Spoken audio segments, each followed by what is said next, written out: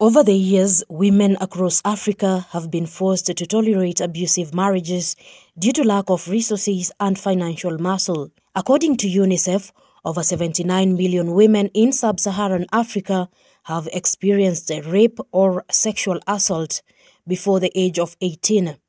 While UN Women has documented that 30% of women aged between 15 years and above across the world have been physically or sexually assaulted. In Ethiopia, 35% of ever-married women aged between 15 to 49 have experienced physical, emotional, or sexual violence from their partner or husband, according to Gender-Based Violence Area of Responsibility. Ganze Mamlaku, an agroecologist farmer from Ethiopia, is a single mother of 6 children.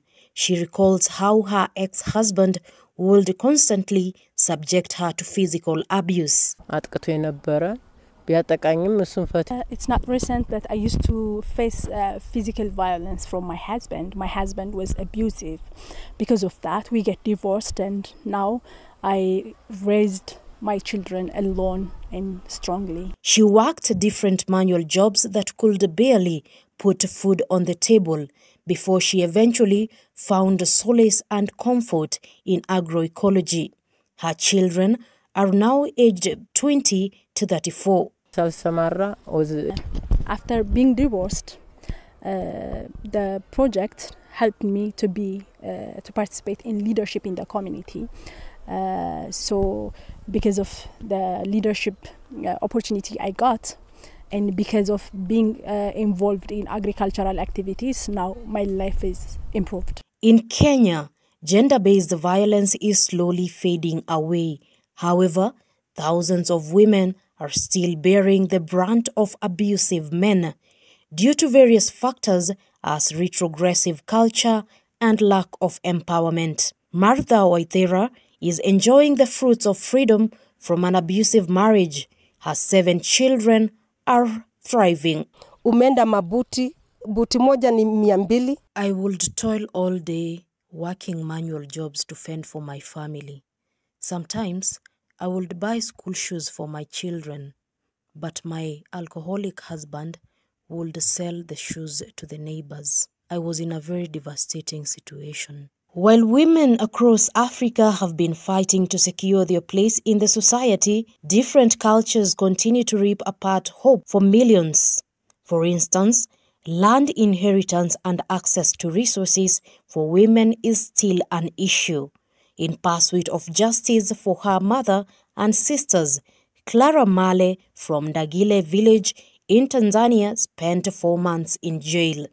She still stands firm. Wakati mashamba tayari yamelimwa wakanikamata, wakanipeleka polisi. During the exercising the judgment that the court has given out, my brother took me to the police, of which to the police I was blamed to be the cause of the conflict, and I was taken to the police, and later on I was taken to the court, and the court were sentenced me to 4 imprisoned.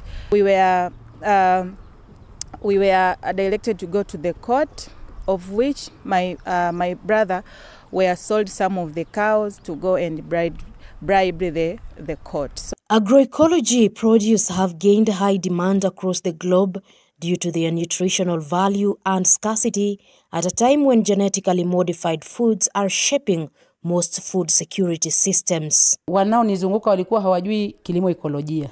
I am a farmer. I am a trainer also in the community where I train my community members on agroecological farming. So far, I have been able to train over 1,000 farmers in the village. And initially, before I started training in the village, nobody in that village knew about agroecological farming. Non-profit organizations have been empowering women in Africa through various programs to save and protect women from GBV. Jessica Ward, the executive director of Seed Change, a non-government organization based in Canada, working with farmers to grow healthy and sustainable foods, highlights the importance of embracing agroecology to end SGBV.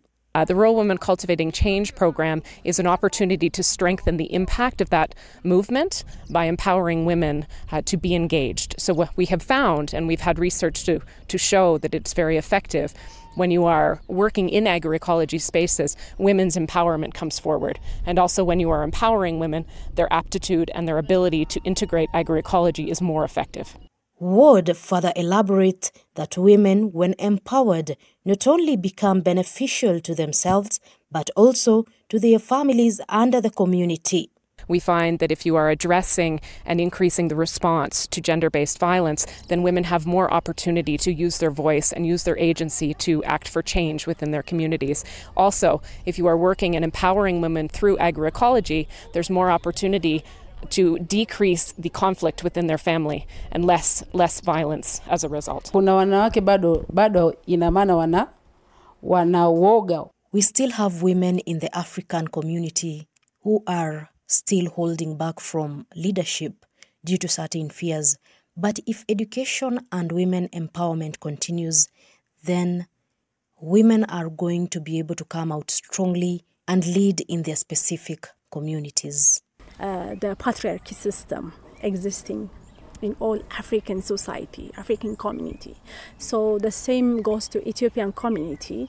There are norms and cultures that restrict women from being active participants in the community, from decision making, from exercising their legally given rights. 35,000 women farmers in Africa. Mombi Wambogo, K24 TV.